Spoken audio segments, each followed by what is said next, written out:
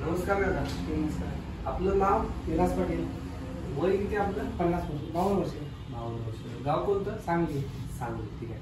काय त्रास होता आपल्याला? मला कंबर दुखीचा त्रास होता. कंबर दुखायची? कंबर आणि गुडघे. कंबर आणि गुडघे दोन्ही गुडघे आहेत? दोन्ही गुडघे दुखत होते. बरं. आता कंबर गुडघे हे कधीपासून दुखायचे तुम्हाला? माझे 2 ते 2.5 वर्षापासून.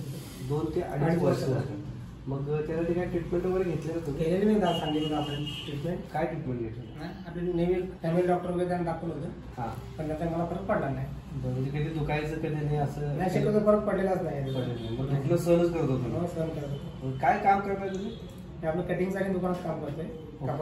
पुढे वाकून काम असतं? पुढे वाकून काम असतं. किती वर्ष झालं करता तुम्ही? 12 वर्षाला करतो. 12 वर्षाला असं पुढे वाकून तुम्हाला काम करतो? किती तास काम करायला लागतं तुम्हाला?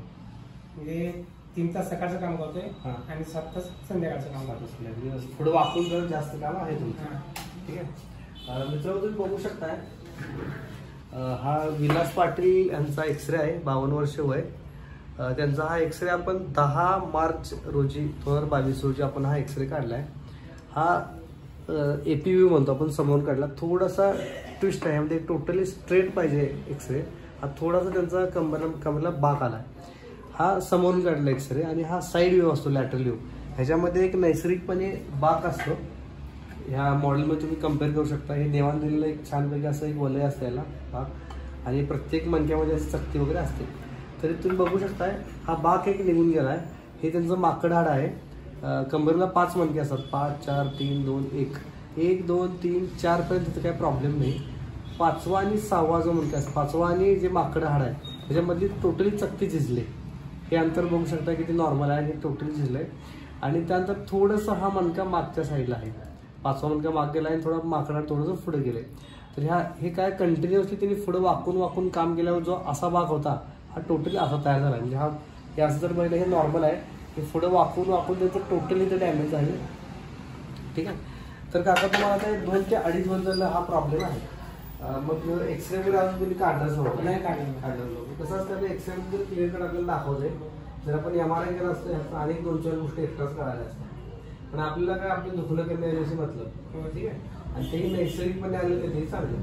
तर तुम्ही आता किती दिवस झाले आमची ट्रीटमेंट घेताय? 8 दिवस झाले. 8 दिवस झाले तुम्ही ट्रीटमेंट घेताय. आता तुम्हाला किती फरक जाणवतो? 80-90% फरक. 80-90% तुम्हाला फरक जाणवतो. ठीक आहे. आणि तुम्हाला थोडंसं काम पण आपण जरा कमी करायला लावले. व्यायाम पण सांगितलं. विश्रांती, व्यायाम आणि आपलं रेग्युलर आपली घरातली कामं तुमच्या. बाकी संध्याकाळी पण तुम्ही काम करताय जातच. ठीक आहे. अति काय दुखणं नव्हतं पण बऱ्यापैकी होतच. रोजच्या रोज तुम्हाला जाणीव असायची. बऱ्यापैकी. ठीक आहे. ह्या अनुभवातून तुम्ही अशा लोकांना काय सल्ला द्याल ज्या लोकांना मणक्याचे वगैरे प्रॉब्लेम आहेत किंवा इतर सांध्यांचे प्रॉब्लेम आहेत, की लोक पेन किलर खात बसतात, नाहीतर कुठले तरी आघोरी प्रयोग वगैरे करतात किंवा मग असंच अंगावर काढतात तर एखादा ऑपरेशनचा निर्णय सुद्धा घेतात. अशा लोकांना तुम्ही काय सल्ला द्याल? नैसर्गिक उपचार करून सांगा. म्हणजे नॅचरली हे कधी पण चांगलं आहे. कधी पण चांगलं आहे. ठीक आहे.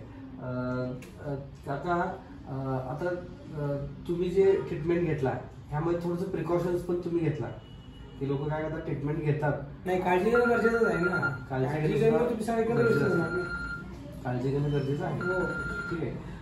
काका, तुम्ही इथपर्यंत आलात आणि आम्हाला तुम्हाला सेवा द्यायची संधी दिला त्याबद्दल आपले खूप खूप आभार. नाही, तुमचे उपकाराचे होते. तुम्ही एवढं हे केलं की नाही एकदम मनापासून करताय. बरोबर आहे. बाकी कोणी एवढं नाही करत. बरोबर आहे. एवढं मनापासून करणं याला महत्व फार मोठं आहे. तुम्ही करताय जण आपुलकीनं मनापासून करताय, त्यामुळे सगळं तुमच्याकडे आकर्षित होणार आहे. आणि इथं पण तुमच्याकडे पेशंट पाठवणार आहेत.